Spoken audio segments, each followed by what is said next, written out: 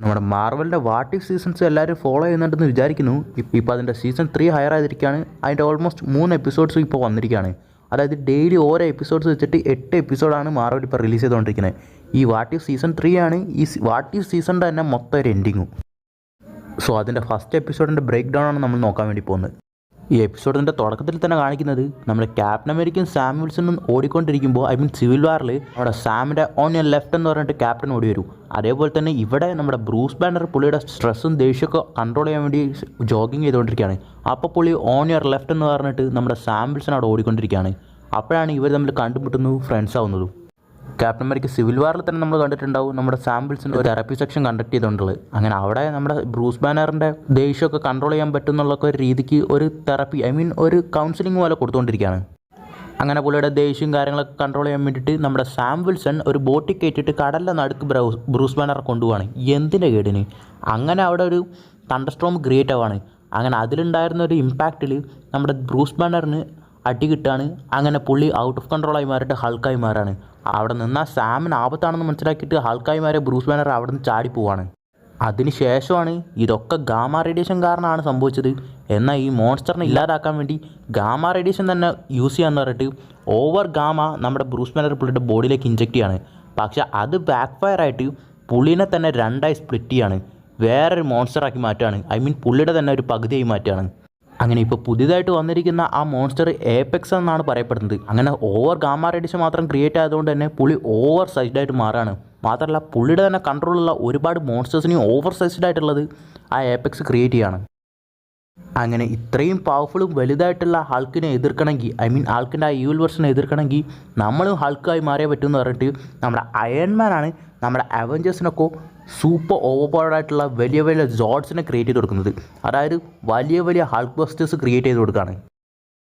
അങ്ങനെ ഓൾമോസ്റ്റ് 10 വർഷത്തോളം നമ്മുടെ OG അവഞ്ചേഴ്സ് ഒക്കെ ഈ സോഡ്സിനെ വെച്ചിട്ട് ആ ഏപെക്സിനെയും അതിൻ്റെ ആർമീനെയും ഡിഫെൻഡ് ചെയ്യാൻ വേണ്ടി ശ്രമിച്ചുകൊണ്ടിരിക്കുകയാണ്. അവസാനം ആ ഏപെക്സ് തന്നെ ജയിച്ച് നമ്മുടെ OG അവഞ്ചേഴ്സ് മൊത്തം ഏതാണ്ട് നശിച്ചിരിക്കുകയാണ്.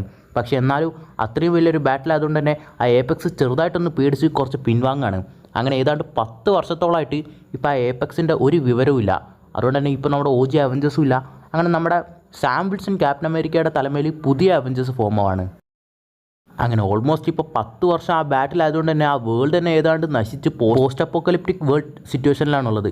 പക്ഷേ എന്നാൽ ആ ഏപെക്സ് തിരിച്ചു വരുമെന്ന് വിചാരിച്ചിട്ട് നമ്മുടെ അവഞ്ചേഴ്സൊക്കെ ആ OG അവഞ്ചേഴ്സിൻ്റെ ടെക്കൊക്കെ വീണ്ടും എൻഹാൻസ് ചെയ്തിട്ട് അത് വന്നാൽ ഫൈറ്റ് ചെയ്യാൻ റെഡിയായി നിൽക്കുകയാണ്. അപ്പോഴാണ് വീണ്ടും ആ ഏപെക്സിൻ്റെ റീഡിങ്സ് ഇവർക്ക് കിട്ടുന്നത്. അങ്ങനെ അത് വരുന്നു മനസ്സിലാക്കിയിട്ട് നമ്മുടെ അവഞ്ചേഴ്സൊക്കെ വീണ്ടും ഒരു മീറ്റിംഗ് അറേഞ്ച് ചെയ്യാണ്. അങ്ങനെ ഇപ്പോൾ ഉള്ള ആ അവഞ്ചേഴ്സിലെ ടീംസാണ് അഫ്കോഴ്സ് ലീഡറായിട്ടുള്ള നമ്മുടെ ക്യാപ്റ്റൻ അമേരിക്ക സാം വിൽസൺ, പുള്ളിയുടെ കൂടെ തന്നെ ബക്കിയുണ്ട്. പിന്നെ ഈ സ്ക്രീനിലുള്ളത് ആരൊക്കെയാണെന്ന് വെച്ച് കഴിഞ്ഞാൽ നമ്മുടെ ഓസ്കർ ഐസക്കിൻ്റെ മൂൺ നൈറ്റ്, പിന്നെ നാക്കിയ, റെഡ് ഗാർഡിയൻ, ദെൻ നമ്മുടെ ഷാങ്ചിയു. ഇവർക്കൊക്കെ അവരുടേതായിട്ടുള്ള സോഡ്സും ഉണ്ട്.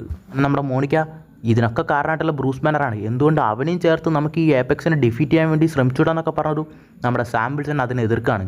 കൂടുതലൊരു ത്രെട്ടായി മാറിയല്ലോ വിചാരിച്ചിട്ട്. അതേസമയം ആർട്ടിക്കിൾ ആ ഏപെക്സിൻ്റെ റീഡിങ്സ് കിട്ടിയത് അറിഞ്ഞിട്ട് നമ്മുടെ മോണിക്കയും ക്യാപ്റ്റൻ അമേരിക്കയും അവരുടെ സോഡ്സ് എടുത്തിട്ട് ആർട്ടിക്കിലേക്ക് പോവാണ്. അപ്പോഴാണ് മനസ്സിലാകുന്നത് ആ ഏപെക്സ് സൂപ്പർ ഓവർപവർഡായി മാറിയിട്ട് ആയിരക്കണക്കിന് ആർമിയായിട്ട് അവർക്ക് നേരെ വന്നുകൊണ്ടിരിക്കുകയാണ്. ജസ്റ്റ് ആ ഏപെക്സിൻ്റെ ഒരു റോറ് തന്നെ ആ 2 പവർഫുൾ ആയിട്ടുള്ള നമ്മുടെ ക്യാപ്റ്റൻ്റെയും മോണിക്കയുടെയും സോഡ്സിനെ തന്നെ ഡാമേജ് ചെയ്യാണ്. അപ്പോഴാണ് നമ്മുടെ ബക്കി ബാൺസ് ബ്രൂസ് ബാനറെ പാക്ക് ചെയ്ത് കണ്ടുപിടിച്ചെന്ന് പറയുന്നത്. അങ്ങനെ ഇത് മനസ്സിലാക്കിയിട്ട് എങ്ങനെയൊക്കെയോ കൺവിൻസ് ചെയ്തിട്ട് നമ്മുടെ സാം വിൽസനെ ബ്രൂസ് ബാനറുമായിട്ട് സംസാരിക്കാൻ വേണ്ടി അയക്കുകയാണ്. പുള്ളി ഇപ്പോൾ ഒരു ഐലൻഡിൽ സോളോ ആയിട്ട് ജീവിച്ചുകൊണ്ടിരിക്കുകയാണ്. അങ്ങനെ ആ ഐലൻഡിൽ ഒരു ന്യൂക്ലിയർ വെപ്പനൊക്കെ ഡിസൈൻ ചെയ്തുകൊണ്ടും റിസർച്ച് ചെയ്തുകൊണ്ടിരുന്ന ഒരു സ്ഥലത്ത് ഉപേക്ഷിക്കപ്പെട്ടുള്ള ഒരു സ്ഥലത്ത് ഇപ്പോൾ ശാന്തമായിട്ട് ജീവിച്ചുകൊണ്ടിരിക്കുകയാണ് ബ്രൂസ് ബാനർ. അങ്ങനെ നമ്മുടെ ക്യാപ്റ്റൻ അമേരിക്കയും ഇപ്പോൾ ആ മോൺസ്റ്ററിനെ എതിർക്കാൻ ഞങ്ങൾക്കും ഒരു മോൺസ്റ്ററിനെ വേണമെന്നൊക്കെ പറഞ്ഞിട്ട് ബ്രൂസ് ബാനറിനെ കൊണ്ടുവരാൻ വേണ്ടി ശ്രമിക്കുകയാണ്. അഫ്കോഴ്സ് നമ്മുടെ ബ്രൂസ് ബാനർ എതിർക്കാണ്. പക്ഷേ നിങ്ങൾക്ക് വേണ്ടി എനിക്ക് ഒന്നും ചെയ്യാൻ പറ്റുന്ന പറഞ്ഞിട്ട് നമ്മുടെ ബ്രൂസ് ബാനർ ഒരു കാര്യം വരാണ്. എന്നെങ്കിലും എൻ്റെ ഉള്ളിലുള്ള മോൺസ്റ്റർ പുറത്ത് വരാണെങ്കിൽ അതിനെ ഡിഫീറ്റ് ചെയ്യാൻ വേണ്ടി ഞാൻ കണ്ടുപിടിച്ചിട്ടുള്ള ഒരു അവഞ്ചർ പ്രോട്ടോക്കോൾ ഉണ്ട്, അത് നിങ്ങൾക്ക് തരാം, അത് നിങ്ങൾക്ക് ഹെൽപ്ഫുൾ ആവും എന്നും പറയുകയാണ്. അങ്ങനെ ഈ അവഞ്ചർ പ്രോട്ടോക്കോൾ എന്താണെന്ന് വെച്ച് കഴിഞ്ഞാൽ ഈ സോഡ്സിനൊക്കെ യുണൈറ്റ് ചെയ്തിട്ട് ഒരൊറ്റ വലിയ സോഡാക്കിയിട്ട് ഫൈറ്റ് ചെയ്യുന്ന പോലത്തെ ഒരു അവഞ്ചർ പ്രോട്ടോക്കോളാണ് കൊടുത്തിട്ടുള്ളത്. അങ്ങനെ ഈ ഏപെക്സ് വീണ്ടും വന്നതു നമ്മുടെ അവഞ്ചേഴ്സ് എല്ലാവരും അവരുടെ സോഡ്സിനെയൊക്കെ കമ്പൈൻ ചെയ്ത് ഒരൊറ്റ അവഞ്ചർ സോഡാക്കി മാറ്റിയിട്ട് അതിനെ ഫൈറ്റ് ചെയ്യാണ്. പക്ഷേ എന്നാലും അവരതിൽ തോക്കുകയാണ്. അപ്പോഴാണ് അവിടെ ഉണ്ടായിരുന്ന ആ ജെറ്റിൽ നമ്മുടെ ബ്രൂസ് ബാനർ അങ്ങോട്ട് വരുന്നത്. പുള്ളി ഇതൊക്കെ ഞാൻ കാരണം തന്നെ ഇത് തീർക്കാമെന്ന് പറഞ്ഞിട്ട് ഒരു ന്യൂക്ലിയർ ബോംബ് അതിൻ്റെ ഉള്ളിലിരുന്ന് പുള്ളി തന്നെ ബ്ലാസ്റ്റായി താഴെ വീഴാണ്. അങ്ങനെ ആ മൊത്തം ന്യൂക്ലിയർ ബോംബിൻ്റെ ഗാമി നമ്മുടെ ബ്രൂസ് ബാനർ ഉള്ളിലേക്ക് ഏറ്റുവാങ്ങാണ്, അതായത് ഹൾക്ക് ഏറ്റുവാങ്ങാണ്. അങ്ങനെ സൂപ്പർ ഓപ്പഡായി മാറാണ്. അങ്ങനെ ഹൾക്കും ഒരു വലിയ ഒരു മോൺസ്റ്ററായി മാറുകയാണ്. അങ്ങനെ ആ മോൺസ്റ്ററിനും അങ്ങനെ നമ്മുടെ പുതിയ ഈ വലുതായി മാറിയ ഹൾക്കിനും ആ ഏപെക്സിനും ഇടയിൽ അവിടെ ഒരു ഫൈറ്റ് നടക്കുകയാണ്. അവസാനം ആ ഫൈറ്റിൻ്റെ ഇടയിൽ നമ്മുടെ ഹൾക്ക് തന്നെ ജയിക്കുകയാണ്. ഇപ്പോൾ ഹൾക്ക് ജയിച്ചുകൊണ്ട് തന്നെ ആ ഏപെക്സിൻ്റെ കൺട്രോളുണ്ടായിരുന്ന മോൺസ്റ്റേഴ്സ് ഒക്കെ ഇപ്പോൾ ഹൾക്കിൻ്റെ കൺട്രോളായി മാറാണ്.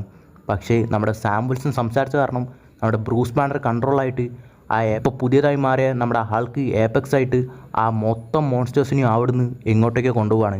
പിന്നെ കാണിക്കുന്നത് അവരെല്ലാവരും ഒരു ഐലൻഡിലേക്ക് കൊണ്ടുപോയിരിക്കുകയാണ് നമ്മുടെ ബ്രൂസ് ബാനർ ഹൾക്ക്. അങ്ങനെ അവിടെ ഈ വാട്ട് ഇഫിൻ്റെ എപ്പിസോഡ് 1 തീരുകയാണ്. ആക്ച്വലി ഇതെങ്ങനെയാണ് ഇതിൻ്റെ മൊത്തം ഫിനാലെയായിട്ട് ഇൻ്റർ കണക്റ്റ് ആകാൻ പോകുന്നതെന്നൊക്കെ നമുക്ക് കണ്ട് തന്നെ അടുത്ത എപ്പിസോഡ്സുകളിൽ അറിയാം.